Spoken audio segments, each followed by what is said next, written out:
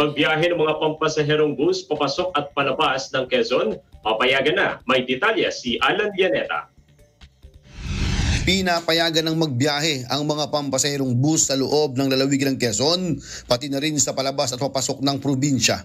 Ito ay makaraang pagtibayin sa ginanap na pulong ng Quezon Provincial Interagency Task Force Against COVID-19 noong isang araw alinsunod na rin sa patakaran ng LTFRB. Ayon kay Atty. Giselle De Luna, ang mga inaprubang ruta ng bus ay ang Ginyangan, San Francisco, Infanta, Calawag, Lucban, Mauban, Sampaloc, San Andres, Tagkawayan hanggang sa Parañaque Integrated Terminal Exchange.